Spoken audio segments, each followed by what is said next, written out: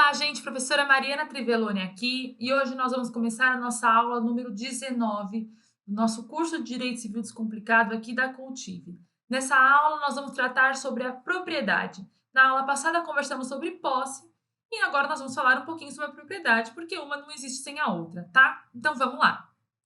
O conceito de propriedade ele está previsto no artigo 1228, né? Na verdade, não existe, né, um conceito, uma definição de propriedade, mas existem os poderes do proprietário. Então, a gente usa esse artigo 1228 para entender um pouco mais o que é a propriedade. Diz que o proprietário tem a faculdade de usar, gozar e dispor da coisa, e o direito de reavê-la do poder de quem quer que injustamente a possua ou detenha. Trata-se do mais completo dos direitos subjetivos, a matriz dos direitos reais e o núcleo do direito das coisas. Então, a propriedade é o principal instituto que a gente conversa sobre o direito das coisas. Quando a gente fala sobre a faculdade que tem o proprietário de usar, de gozar, de dispor, nós estamos falando sobre os elementos constitutivos da propriedade. Então, a propriedade ela é construída por meio desses elementos primordiais para eles existirem. Então, a gente fala de um direito, não de uma obrigação, tá? Não é um dever, é um direito que eles têm a faculdade de usar. Então, nós temos o proprietário tem o direito de usar, conhecido como jus tendi, o direito de gozar ou usufruir, jus fruendi, direito de dispor da coisa, jus abutendi, e o direito de reaver a coisa, rei vindicatio, tá? Então, esses são os 4 elementos constitutivos da propriedade. A faculdade que o proprietário tem, a partir do momento que ele é proprietário, ele tem o direito de usar, gozar, dispor e reaver a coisa. E a gente já conversou um pouco sobre isso na aula de posse, tá? Nós temos aqui alguns caracteres da propriedade, que nada mais são do que atributos que descrevem a essência do direito à propriedade, né? No entanto, esses caracteres no direito brasileiro, eles não são absolutos e eles são interpretados dentro de limitações impostas pela função social e pela lei. Então, nós entendemos esses caracteres, nós temos que entender que a propriedade, ela é exclusiva, ela tem a exclusividade comum dos caracteres, né? Porque o proprietário tem o direito de usar, dispor, reaver, fruir do bem, né, podendo excluir a terceiros esse tipo de direito. Então, é um direito exclusivo de fazer o que ele bem quiser dentro da propriedade. Né? É importante a gente destacar que essa exclusividade ela não é absoluta, como eu acabei de dizer, né? Porque a propriedade ela está sujeita à função social. Então, a gente tem que primeiro analisar a função social como um direito super importante, um direito fundamental, e aí a gente vai analisar se a exclusividade não é, portanto, absoluta. Nós temos também outro caractere importante é a limitação ou ser absoluto, né? A princípio, o proprietário ele pode fazer o que ele quiser com o bem, sem restrições de finalidade ou forma. Porém, entretanto, nós temos novamente a função social, que impede que ele está sujeito a várias limitações impostas por leis ambientais, urbanísticas e tributárias, que impede com que ele faça esse uso ilimitado e absoluto da propriedade, tá? Por exemplo, aqui, um exemplo prático. O proprietário ele não pode destruir um patrimônio tombado ou usar uma área rural por interesse em desacordo com normas ambientais. Esse é, por exemplo, um uso que ele não tem, que é limitado da propriedade. Ele também ele é irrevogável ou perpétuo, né? A propriedade é um direito que ela não se extingue pelo decurso do tempo, nem pode ser revogado por terceiros ou unilateralmente pelo Estado. Então, ele se considera essa propriedade de uma forma perpétua, né? Mas a gente sabe que a perpetuidade não é absoluta, porque ele pode ser, o direito da propriedade, ele pode ser, como se diz, extinto em determinadas circunstâncias. Por exemplo, desapropriação é um caso, perda da propriedade, uso capião, abandono, confisco, nesses tipos de casos, ou até a venda também da propriedade, a partir do momento que eu passo a propriedade para outra pessoa, eu estou abrindo mão dessa perpetuidade, tá? Então, é isso que nós temos sobre os principais caracteres da propriedade. Nós temos os meios de aquisição de propriedade imóvel. Primeiro, o uso capião, que nós conversamos um pouco falando sobre posse, né? Nós falamos sobre o uso capião também, né? Que é um meio de aquisição de propriedade, outro direito real, que acontece pela posse pacífica, contínua, ininterrupta de um bem por determinado período de tempo, desde que cumpridos os requisitos legais. Nós temos também o registro do título de transferência no registro do imóvel. A partir do momento que é feito Um contrato, por exemplo, de compra e venda, a partir do momento que o bem é comprado, ele é registrado no título de transferência do registro de, ele é registrado, ele é necessário ir para o cartório de registro de imóveis para registrar a matrícula do bem. E a partir do momento ela foi adquirida a propriedade.